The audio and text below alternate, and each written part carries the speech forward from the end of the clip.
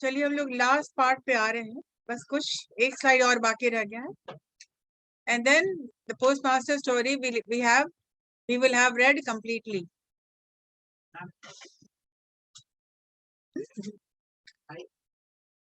तुमको समझ में आ रही है ना? वो लोग ऐसे भी नहीं सुनना है, जिसको सुनना है वो समझ रहे हैं.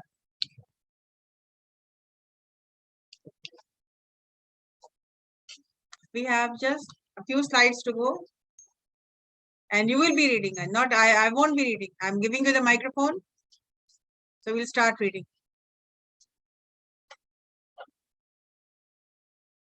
चलिए पकड़िए,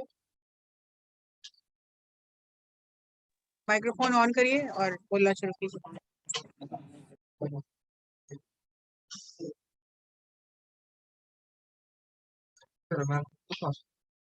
हाँ, the post master heaved a sigh.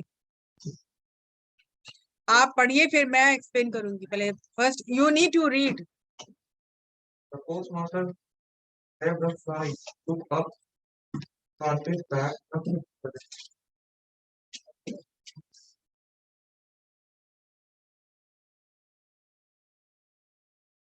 पढ़ो. put his umbrella over his shoulder and accomplished, accompanied by a man carrying his colored tin trunks, slowly made for the boat. All right. Did you understand? Yes, no? No. I am explaining. Now the postmaster is ready to leave Olapur. He has resigned and he is going back to Dekho.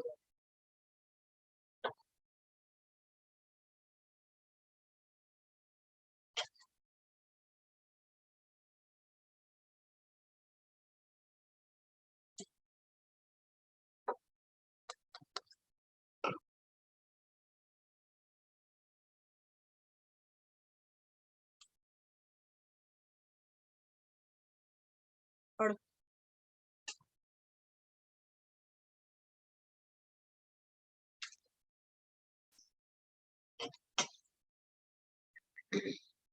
Hello, मैं explain कर रही थी ना. no.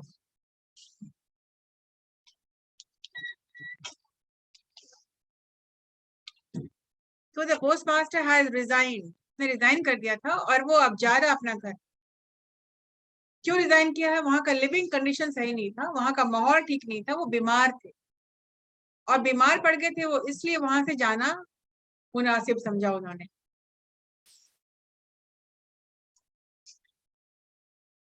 इसको क्या problem हो रहा है?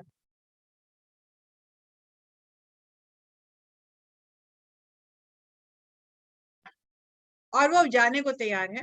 द पोस्ट मास्टर हीव्ड अ साई, मतलब एक आह भर करके वो अपना बैग उठाए. कारपेट बैग मतलब उनका जो बैग था, और एक टिन था जैसे पुराने जमाने में संदूक हुआ करते थे, लाल पीला हरा, जिसमें ग्रीन पिंक फ्लावर्स बना रहता था. सबके सबके घर में हो गया ऐसा एक टीन का एक संदूक. तो वो लेकर के जो आए थे, और एक कारपेट का बैग, और एक बैग था जो कि झोला जिसको कहते हैं आप, वो उठाते हैं और अपना बैग उठाते हैं, और उसके बाद वो छाता भी उतार लेते हैं, इसलिए कि वो बारिश का मौसम था. puts his umbrella over his shoulder and accompanied by a man. accompanied मतलब के साथ, किसी के साथ जाए. और कौन जा रहा था उसके साथ? जो उसका सामान उठा रहा था. accompanied by a man carrying his many colored tin trunk. many colored tree trunk का tin trunk का मतलब होता है उनका, उसका जो संदूक जो था वो जो बहुत ही रंग बिरंगा था. समझ गए? many colored tin trunk. tin मतलब आप समझ रहे, ट्रंक मतलब आप वो जान रहे हैं क्या होता है trunk.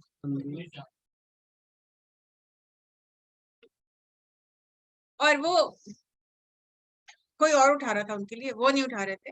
he slowly made for the boat, और वो बोट के तरफ he walks towards the boat.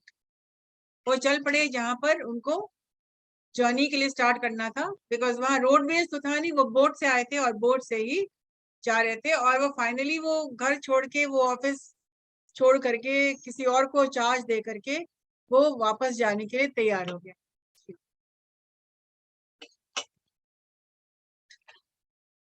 When he got in, and the boat was underway, and the rain falling, like a stream of tears up from the earth, filled and soaked at her poor house. Then he felt a pain at heart. The deep, looking face of a village girl seemed to present for him the great, unspoken, deep-ending of mother or herself. At once, time he had an impulse to go back and bring away long and bring away along with that lonesome sleep forsaken of the world. But the wind had just filled the sails. The boat had got well into the middle of the turbulent current, and already the village was left behind, and its outline, burning brown, came in sight.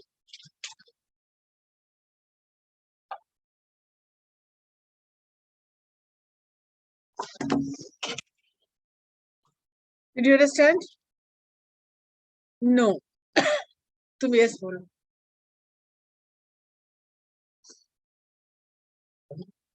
When he got in the boat, when he got in, जब वो boat पर सवार हो गए, when he got in, and the boat was underway, और नाव चल पड़ी, नाव पे बैठ गए, and the boat was underway, मतलब, और जब नाव वहां से the boat started rowing, boat चल पड़ी, and the rain swollen river, और जो रिवर था वो बारिश की वजह से बहुत ज्यादा पानी उसमें आ गया था, like a stream of tears welling up from the earth, जिस तरह से कोई धरती से कोई रो रहा है, और वो पानी नहीं, बारिश का पानी नहीं, वो किसी के लग रहा था आंसू हैं, धरती की आंसू हैं जो कि ओवरफ्लो कर रहे थे। Swelled and sobbed at her bows, और कोई वो जैसे कि मदर अर्थ वाज क्राइंग, और वो सॉबिंग, सिसकियां भरना, मतलब उनको लग रहा था कि नदी भी जो है रो रही है, और सैड है। सॉबिंग मतलब सिसकी भरना, हिचकी लेना, हिचकी भरना।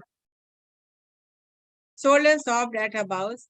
Then he felt a pain at heart. उस वक्त जब वो सीन देखता है तो कंपेयर करता है, वो नाव चल पड़ी है और वो देखता है कि नाव में पानी, नदी में, रिवर में पानी बहुत ज्यादा है, तो उसको लग रहा है कि मदर अर्थ भी रो रही है, और ये टीयर्स है, उसके आंसू हैं जो पानी बन करके, और ये देख के उसका दिल बिल्कुल दुखी हो जाता है। He felt a pain at heart. उसको एक तकलीफ होती है, एक पेन वो फील करता है। क्या क्या सोचता है वो? द ग्रीफ स्ट्रिकन, मतलब जो कि तो जो चेहरे पे था उसको, तो रतन क्यों उदास थी? ग्रीफ का मतलब होता है दुख।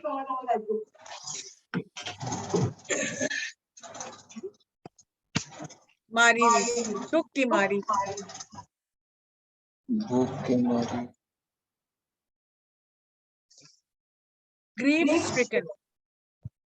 किसके बारे में बात हो रहा है? उसको याद आता है रतन का चेहरा, कि वो रो रही थी और वो उसके साथ जाना चाह रही थी, और कितनी दुखी थी, उदास थी, अकेली थी।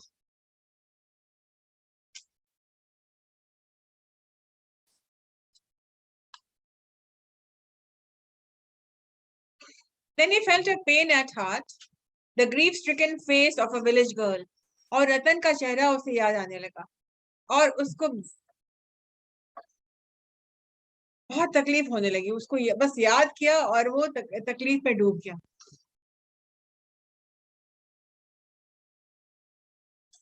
The grief-stricken face of a village girl seemed to represent for him the great unspoken pervading grief of Mother Earth herself. तो जैसे कि पूरा का पूरा मदर धरती का जो सारा दुख समा गया उस छोटी सी बच्ची के चेहरे में। ठीक है। दुनिया भर का दुख रतन के चेहरे पे जाहिर, और ये उसको पोस्ट मास्टर का जाने लगा है तो उसको याद आने लगा।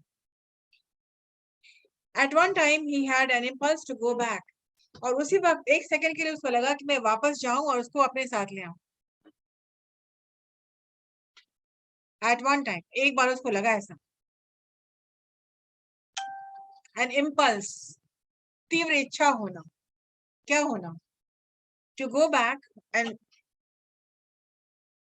bring that little girl। यहाँ पर वर्ड आ रहा है pervading, का मतलब होता है pervading grief। वो ग्रीफ जो कि जाहिर हर जगह है, मौसम में भी है, नदी में भी है, पूरे माहौल में है, जो कि ये दुख फैल रहा है। किसका दुख? रतन का दुख। At one time he had an impulse to go back and bring away along with him that lonesome wife। It means एक lonesome का मतलब होता है जो अकेली एक लड़की, village girl, orphan, अनाथ, जिसको दुनिया ने छोड़ दिया, forsaken of the world, मतलब जिसको बिल्कुल अकेली है, उसका कोई नहीं है। She is forsaken, मतलब वो बिल्कुल अकेली। Lonesome, अकेली, एकदम। बता तो जरा है, orphan girl, अनाथ लड़की।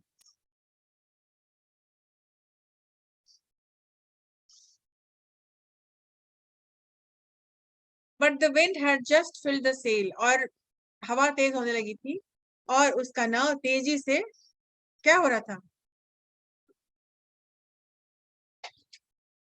नाव आगे बढ़ रहा था, और सहारा कौन दे रहा था? हवा भी तेज थी और वो आगे बढ़ गया। The boat had got well into the middle of the turbulent current, और बोट इतने ही में बिल्कुल बीचों बीच आ गया था, वो आधा रास्ता ऑलरेडी क्रॉस कर चुका था।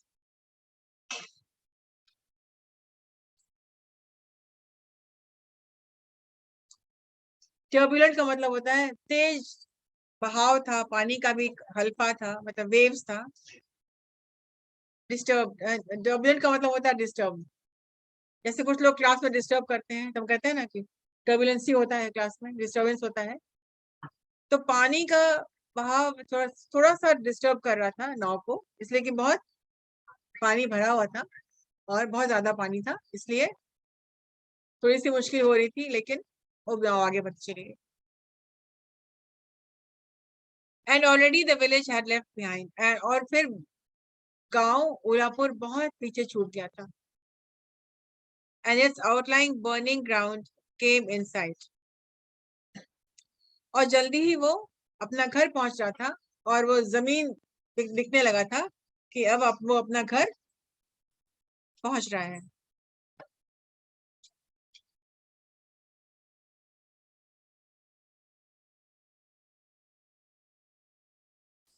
पढ़ो।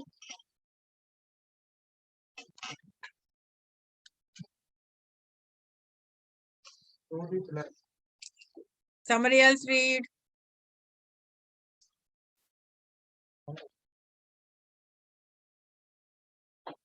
दो पीछे किसी।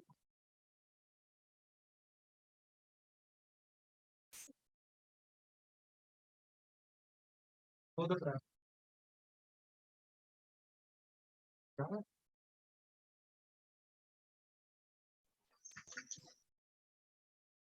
Honor.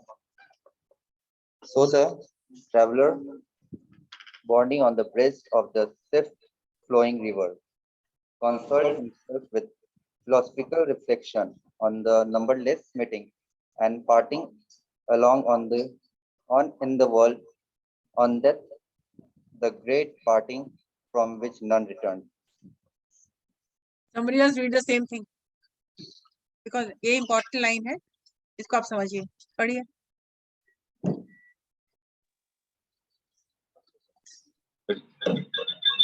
So the traveler, born on the breast of the swift-flowing river, consoled himself with philosophical reflections on the numberless meeting and parting going on in the world.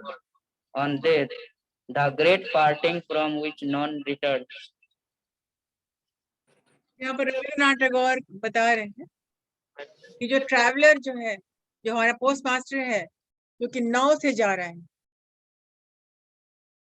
वो नदी के ऊपर नाव है और नाव पर the breast of the river, और वो जा रहा है, अपने आप को धीरज बंधाता है, कंसोल करता है, अपने आप को समझाता है इस फिलॉसफी से, इस थॉट से कि मिलना और बिछड़ना तो लगा रहता है। दैट मीटिंग नंबरलेस मतलब बहुत ज्यादा, कितने लोग से तुम मिलते हो, नंबरलेस मतलब many meetings and partings going on in this world. इस दुनिया में बहुत सारे मिलना बिछड़ना लगा रहता है। और फिर वो बात करता है डेथ के बारे में, जो कि परमानेंट बिछड़ना हो जाता है। On death the great parting, मतलब जिससे ग्रेट कहा गया है, वो पार्टिंग जिससे कभी फिर वापस नहीं मिल पाते, परमानेंट पार्टिंग जिससे कोई भी नहीं रिटर्न करता है। ये जितनी पैराग्राफ आप अभी पढ़े हैं, यही सीख है रविन्द्रनाथ टैगोर का, कि थक के हार के रुक जाना जिंदगी नहीं है, मूविंग ऑन इन लाइफ जिंदगी। तभी आप यहाँ तक पहुंच चुके हैं। अब आपको लग रहा है कि, आपसे पूछते हैं किस तरह के इंसान थे द पोस्ट मास्टर? क्या वो सेल्फिश थे? क्या थे वो?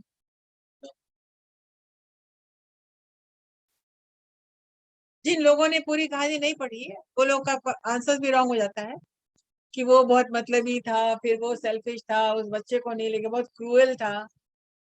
लेकिन आपको क्या लग रहा है? आपने तो पढ़ा किस तरह से वो परेशान हो गया था, और एक सेकंड के लिए उसको लगा भी था कि अब वापस जाके उस लड़की को ले आए, लेकिन फिर वो अपने आप को, वो पढ़ा लिखा था और अपने आप को समझा लिया।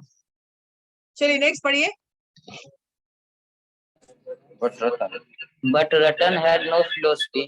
She was wondering about the post office.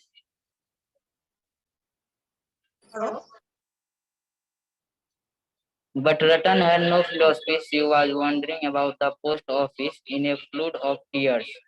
It may be that she had still a lurking hope in some corner of her heart that her Dada would return, and that is why she could not tear herself away. Alas for our foolish human nature. Its fond mistakes are persistent. The dis- the distates of reason take a long time to assert their own sway. The surest proofs, meanwhile, are disbelieved. False hope is clung to with all one's might and main, till a day comes when it has sucked the heart dry and it forcibly breaks through its bonds and departs. After that comes the misery of awakening, and then once again the longing to get back into the maze of the same mistakes. नहीं, यहाँ पे कहानी खत्म हो जाती है। तो ये बात फिलोसफर के बारे में बात हो रही थी कि वो पढ़ा लिखा था, तो वो अपने आप को समझा लिया। But Ratan was not educated and she could not understand this. उसको नहीं समझ में आ रहा था कि वो क्या करना है। But Ratan had no philosophy. She was wandering about the post office in a flood of tears. और वो रोते रोते यहाँ वहां घूम रही थी। Wandering बिना मतलब घूमना। It may be that she had still a lurking hope in some corner of her heart. कहीं एक उम्मीद का दिया टिमटिमा रहा था, शायद कि वो वापस आकर के maybe he will come back and take her along.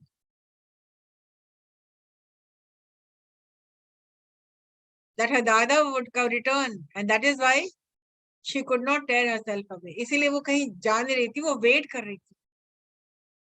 Alas for the foolish human nature. और यहाँ पर रविन्द्रनाथ टैगोर लिखते हैं कि इंसान भी कितना बेवकूफ है।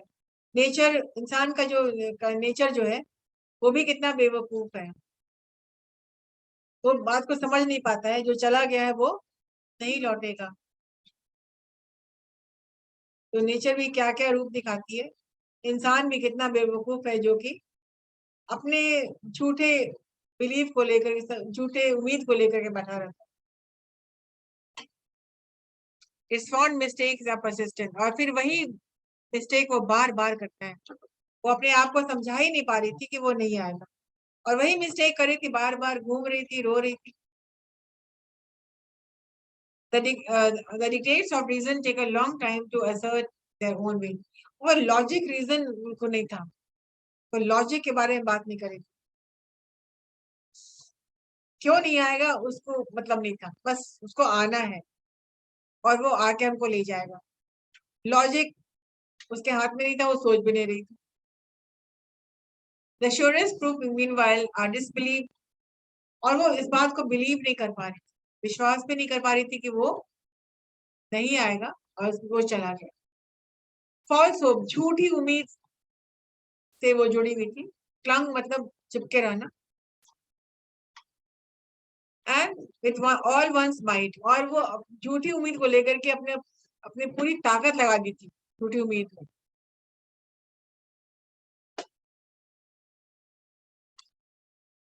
Till a day comes when it has sucked the heart dry and possibly breaks through its bond and departs. और फिर अपने आप को वो झूठा जो होप है वो इतना ज्यादा खोखला कर देता है, और बहुत देर के बाद वो झूठा होप निकलता है कि नहीं अब तो नहीं आएगा, बहुत समय लग जाता है, तब जाके ये बिलीव होता है कि नहीं वो उम्मीद बेकार था, अब वो नहीं आएगा। और फिर वो किसी दूसरे इमोशन में फंस जाता है इंसान, और फिर फिर अपना तकलीफ, अपने दुख की कहानी खुद लिखना शुरू कर देता है। इंसान समझता नहीं। After that comes the misery of awakening, और जब समझ में आता है कि वो नहीं आएगा, हो सकता है 1 दिन 2 दिन वो वेट करेगी, और जब उसको लगेगा कि नहीं अब तो नहीं आने वाला है, उसके बाद का दुख और तकलीफ। अवेकनिंग मतलब मिजरी का अवेकनिंग, दुख का जो शुरुआत होता है। अभी तक तो उसको होप था ना कि शायद आ जाएगा, तो उतना दुख नहीं था, बस होप था। क्योंकि जब होप खत्म हो जाता है क्या शुरू होता है, तब दुख शुरू होता है। And then once again the longing to get back into the mail of the same mistake, और फिर वो दिल है कि मानता ही नहीं, फिर किसी से अटैचमेंट होगा, फिर वही मिस्टेक होगा। इंसान गलतियों का पुतला है। इमोशंस पे कंट्रोल नहीं किसी इंसान का, लेकिन जो बुद्धिमान है, जो होशियार है, जो वाइज है, वो इस बात को बखूबी समझते हैं। लेकिन जो इमोशनल है आगे नहीं बढ़ पाते। कितने लोगों को देखते हैं कि जिंदगी में किसी का ट्रांसफर हो गया, किसी का नेबर का, तो बिल्कुल वो रह नहीं पाते। ब्रिज क्लास से BCA BSIT BBM अलग हो गया, तो आपको लग रहा है कि मेरा दोस्त ब्रिज क्लास के साथ थे हम लोग, और अभी हम लोग अलग हो गए, वो अलग एक कहानी है। मैम बेस्टी से हम लोग बिछड़ गए हैं। तो भैया meeting and parting is a part of life. So this was the story, and you already have seen the movie. Now you have read the entire story. ठीक है, तो आपने पढ़ा। Yes yes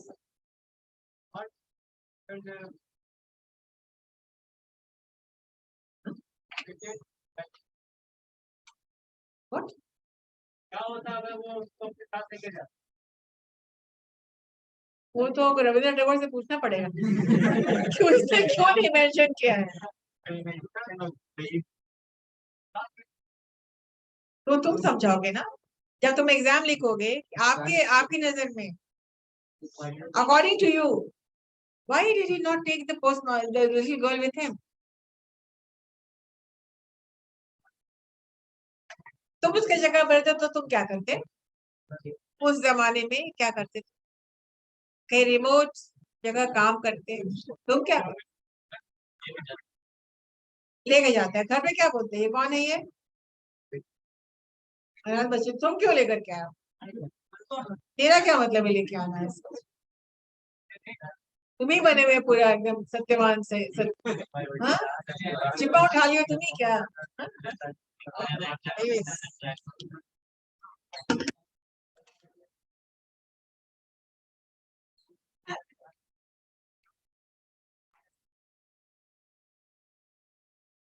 So this was the postmaster. हम लोग पढ़ेंगे अगले दिन एक और कहानी, 3 कहानियां. There are 3 stories in your syllabus. The Selfish Giant जो आपने पढ़ा, The Postmaster जो आपने फिल्म में देखी आपने और पूरा पढ़ा भी. क्वेश्चन आंसर भी आपको समझ में आना है, करना है. मैंने जो कंटेंट डाला उसमें क्वेश्चन आंसर भी है. और अगला जो आप सॉरी पढ़ेंगे, will take up the country of the India. Country of the India syllabus में क्या लिखाया गया पता ही नहीं.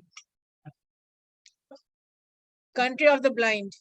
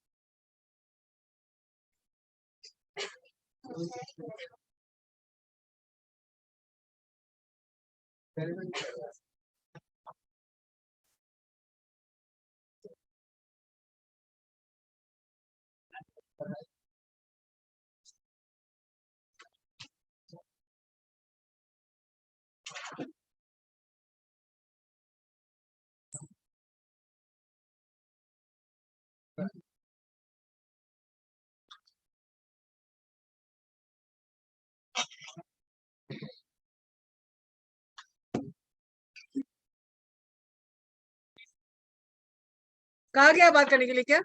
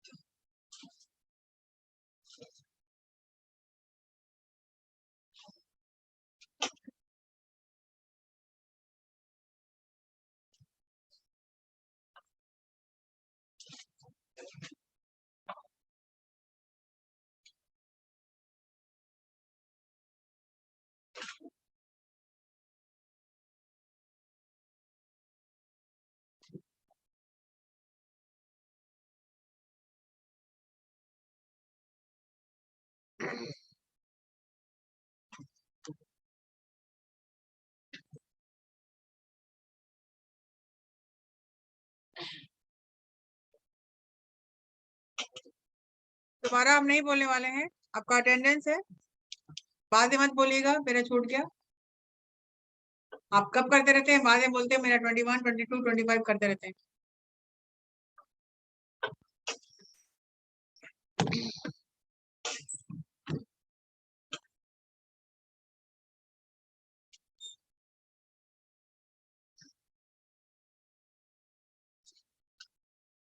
क्या हुआ? नहीं, या ऑनलाइन तो लीव हो सकता.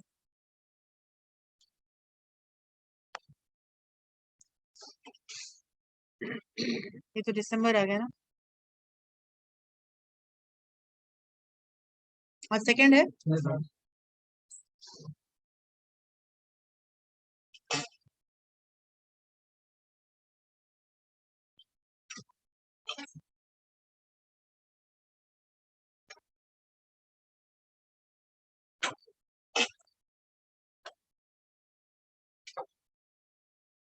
Roll number 1, 2, Yes, ma'am. 3, Yes, ma'am.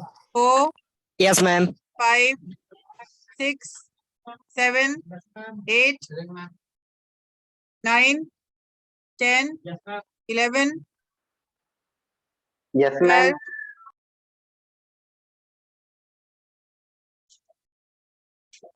12, 13, Yes, ma'am.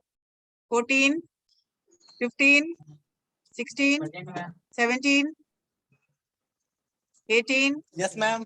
19, 20, Yes, 21, 22, 23, 24, 25, 26, 27, 28, Yes, ma'am. 29, 30, Yes, ma'am. 31, Yes, ma'am. 32, 33, 34, Yes, ma'am.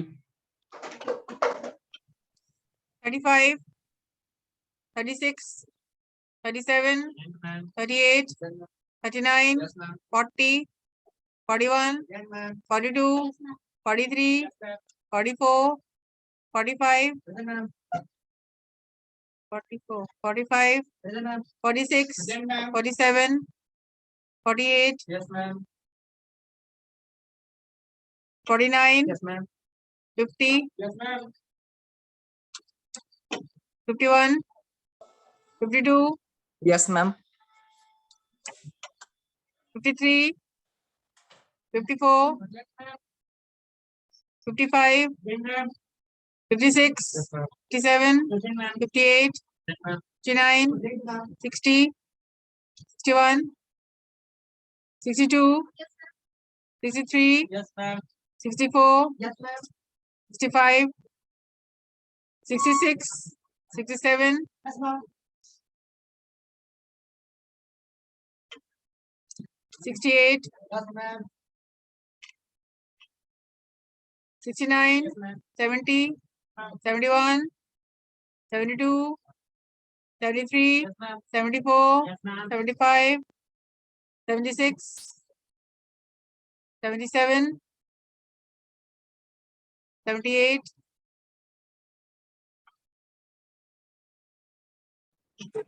Ma'am 19 बना देंगे।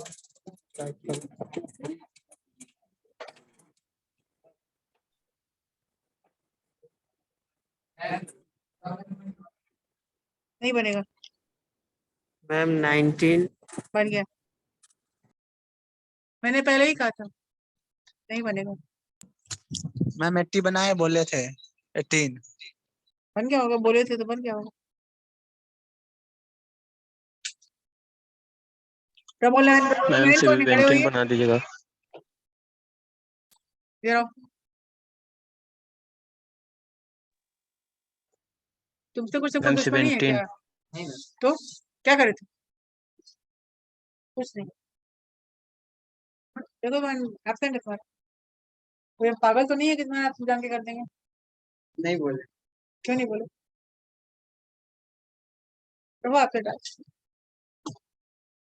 आज अगर प्रेजेंट करेंगे तो कल तुम फिर वही करोगे, तो कहीं तो झटका लगना चाहिए ना, एक बार लग गया। तो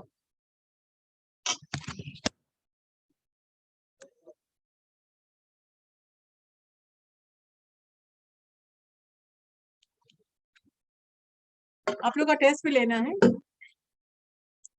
मैंने कहा था एक लेसन खत्म हो जाता है तो उसका टेस्ट होता है।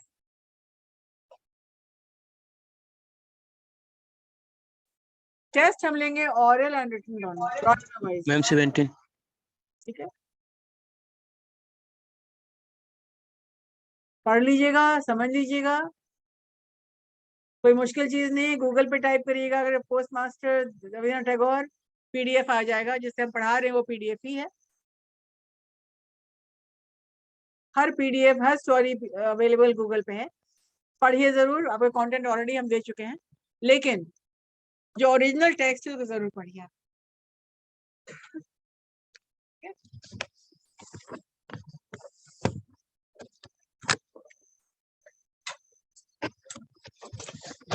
आपको आप छोड़ सकते हैं, आप तो हम लैपटॉप बंद करके